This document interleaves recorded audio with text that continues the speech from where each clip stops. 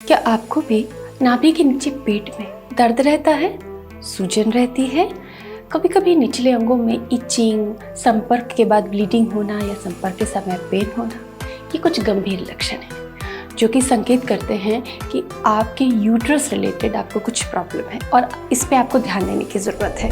Hello everyone, आप देख रहे हैं यूट्यूब सहेली। मैं हूं प्रेरणा और स्वागत है आप सभी का यूट्यूब सहेली चैनल में।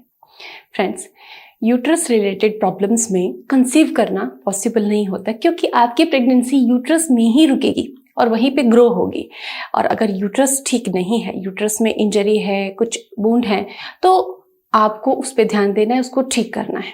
इसके कई कारण हैं, बहुत सरल समाधान है और ऐसे समाधान हैं जिसको फॉलो करके हमारे कई फॉलोअर्स ने कंसीव किया है, बहुत पॉजिटिव रिजल्ट उनको मिले हैं और आप भी इन टिप्स को फॉलो करके बहुत अच्छे रिजल्ट पा सकते हैं।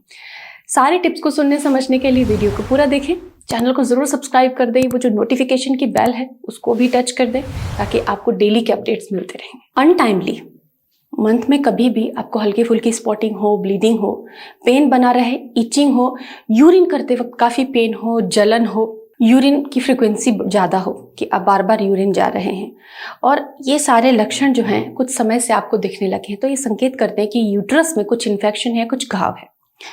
क्यों होता है ऐसा आपको और इसको कैसे ठीक करें? क्या इसके लिए दवा खाना बहुत ज़रूरी है? बिना दवा के ठीक नहीं होगा?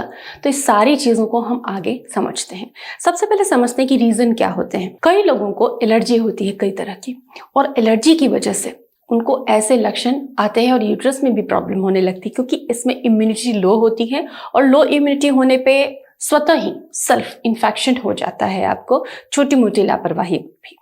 पेल्विक इन्फ्लामेटरी डिजीज यानी कि आपके निचले अंगों में, पेल्विक रीजन में इन्फेक्शन होना, उससे भी अगर वो बहुत लंबे समय तक रहता है, वो बहुत धीरे धीरे जाता है, सबसे पहली बात पीआईडी, और बहुत लंबे समय तक अगर वो एग्जिस्ट करता है तो ऐसी सिचुएशन क्रिएट कर देता है यूट्रस में। बैक्टीरियल वजाइनोसिस, बैक्टीरियल इन्फेक्शन या फिर unprotected sex with multiple partners.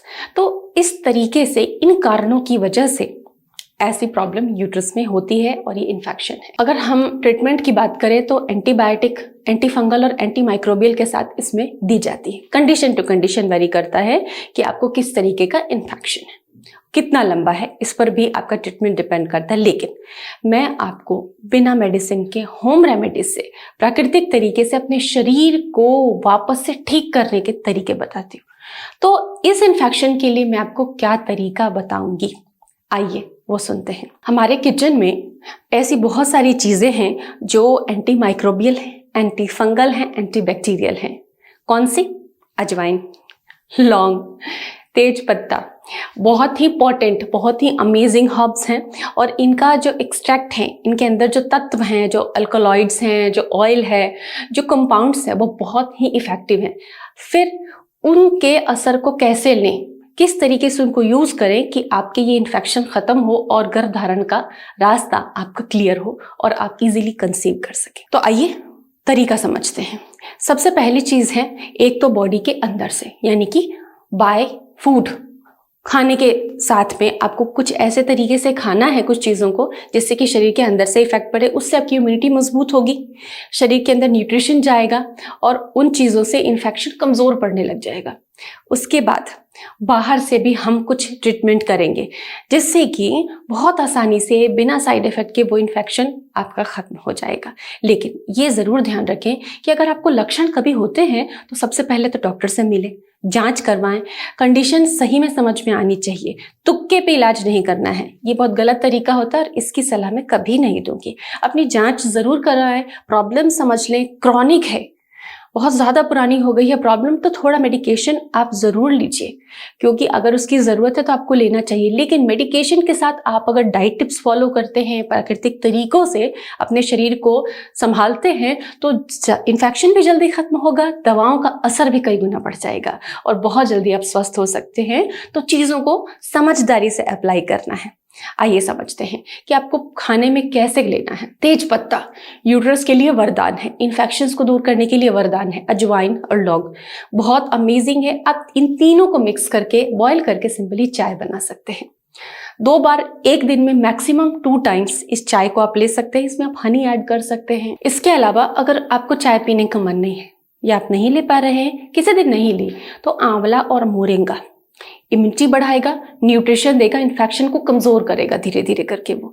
तो आंवला और मोरिंगा का पाउडर ले लीजिए, जूस ले लीजिए, उसको पानी में मिला के सुबह और शाम खाली पेट आप पी लीजिए। इसके अलावा कभी आपको इन चीजों को लेने का मन नहीं करे तो आप हल्दी की चाय में आप लौंग ऐड कर सकते हैं, अजवाइन ऐड कर सकते हैं, 1-2 हर्ब्स ऐड कर सकते हैं जिसका फ्लेवर आपको अच्छा लगे।